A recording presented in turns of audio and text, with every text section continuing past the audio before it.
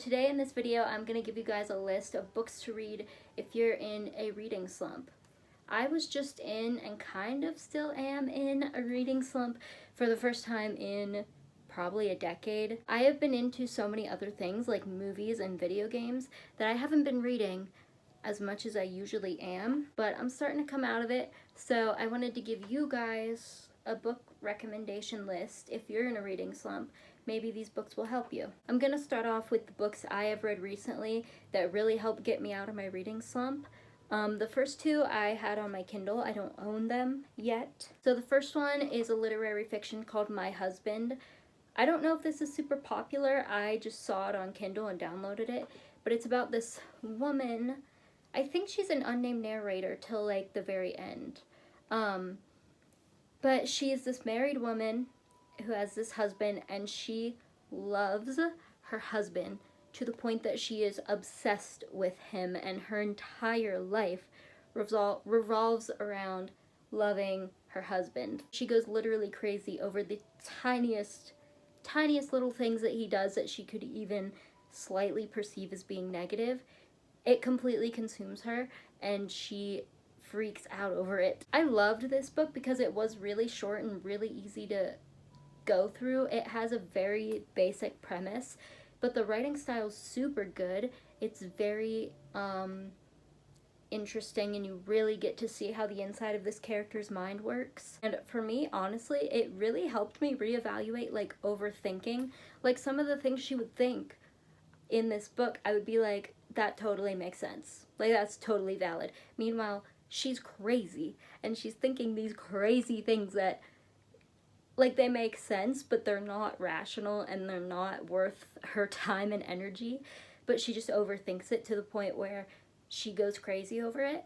And it really helped me think, like, just because something makes sense, when you overthink it, doesn't mean you need to waste your time on it. Sometimes it really is not that serious. And this book is a great depiction of that. So the next book is a book called Annie Bot. This is like, it's like a literary fiction, sci-fi. It doesn't go super in-depth on the sci-fi part, but it's about this robot. She's like a helper bot from maybe Happy Ending, the musical. There's these women robots, and each of them have a different role. And this robot, she's like a cuddle bunny robot. So her purpose as a robot is to be like intimate and affectionate with the man that owns her. Even though the robots have distinct roles, they can learn other tasks as well. They may just not be as good as robots that were specifically made for that role. So this man, he owns this cuddle bunny robot named Annie. He wants her to cook and clean and do all these things, and she's not that good at it. I mean, realistically, she probably is great at it. She tries very hard to accomplish them correctly, but the man that owns her is very nitpicky, and they're not good enough for his standards. Whether that's true or that's an excuse, that's up for your interpretation, but he decides to bring in another robot into the household that is assigned to those roles so that he can keep Annie the way that she was meant to be and not impose any new roles onto her. But Annie starts feeling jealous of this new robot, and Annie just becomes very like sentient. She already was sentient, but she starts getting like more human emotions. And this book is just a really good commentary on like the patriarchy and men controlling women and feminism. It dragged a little bit in the middle, but the first portion, the last portion, and the overall premise was really good, and it's a really short book. Okay, now for the physical books that I have. I just finished reading this memoir recently. It's The Glass Castle by Jeanette Walls. This was a fantastic memoir just about this girl named Jeanette who had a very troubling and traumatic childhood growing up. Her parents struggled a lot with homelessness and neglect, basically. Her dad was like always on the run from people, and so they would just pack up and move all the time, go new places all the time, anytime the dad got into any trouble.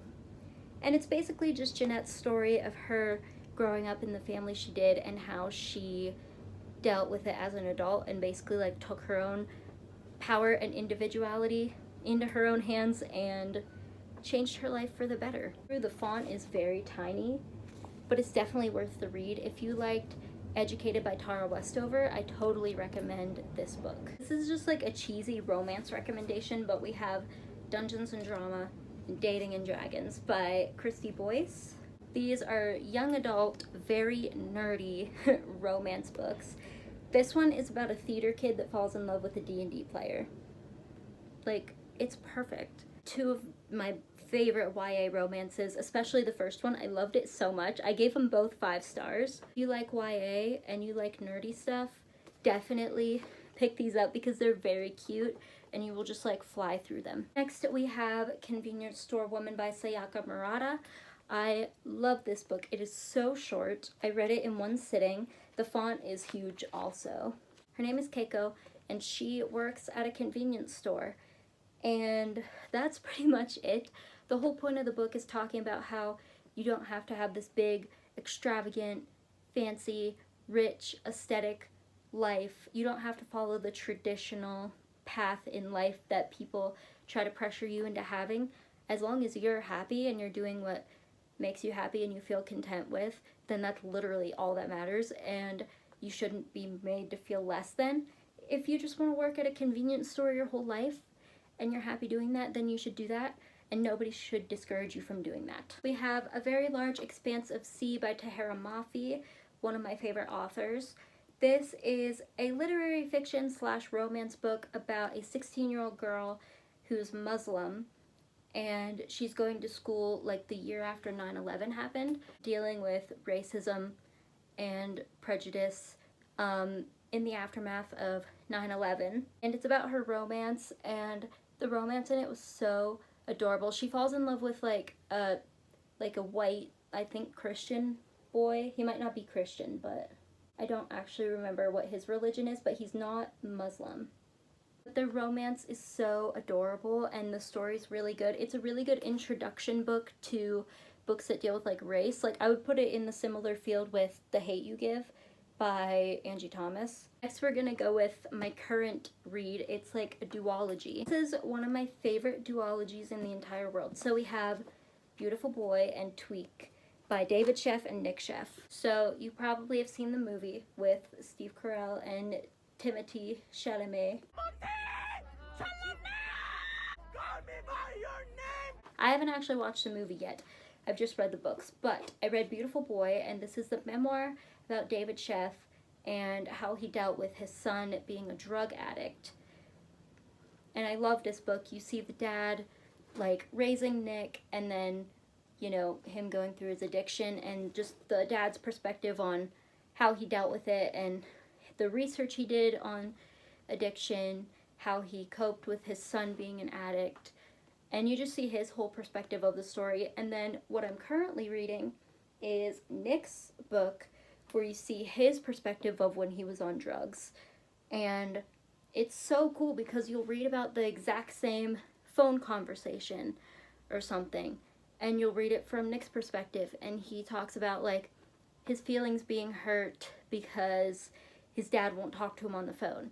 But then you read this one, and it's about the phone call from the dad's perspective and how heartbreaking it was for him to not be involved in Nick's life. Like, it's just so cool that you totally see these two perspectives of these real people's lives. And it's so good. I will say, David's writing is better than Nick's writing. Nick is a very good person, and I'm so happy he's doing well now, because you can just tell from reading these that this whole family is a really good family. And yeah, I love them. This one may be a little controversial, but we have a trilogy. This is the Matched trilogy by Ali Condi. This is a typical old school booktube dystopian trilogy. If you've read Divergent, Hunger Games, Mara Dyer, anything along those lines, you might like Matched.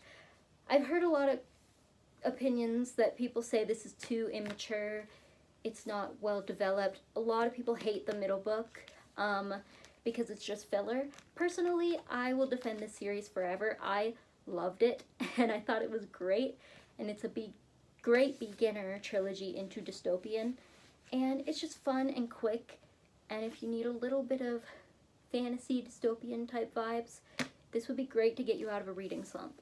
This is kind of a disturbing one, if you like disturbing books. This is Forbidden by Tabitha Suzuma. I read this years ago and I still think about it almost every day. Marketed as a romance, but it's kind of a horror a little bit. So it's about these two teenagers, Locken and Maya, and they fall in love. But the plot twist is they're siblings. Hashtag siblings are dating, hashtag both at the same time. As they are full 100% siblings, same mom, same dad, everything. Their dad is out of the picture. Their mom is like a very neglectful, abusive alcoholic, I believe. So Locken and Maya have to take basically the parental rules over their two younger siblings. And when they heard parental rules, they took that literally because they ended up falling in love with each other. Every time I turned the page, I was like, this is so gross, but also like it's written so well and I need to know what happens to these characters.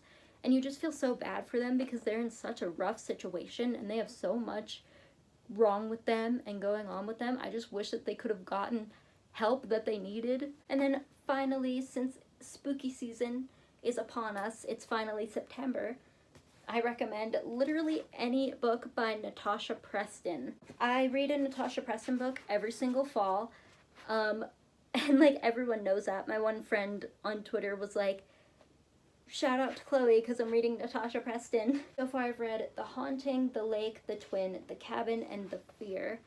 My favorite is definitely either The Fear or The Twin, I think. The thing with her books, all of her books have a plot twist at the end.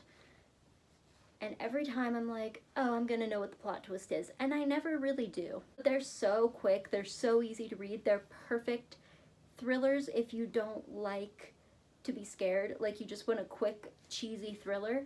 Read her books, they go by so quick, and I love them. They put me in a festive spirit every single fall. So yeah, those were my recommendations on books to read if you're in a reading slump. Hopefully that helped.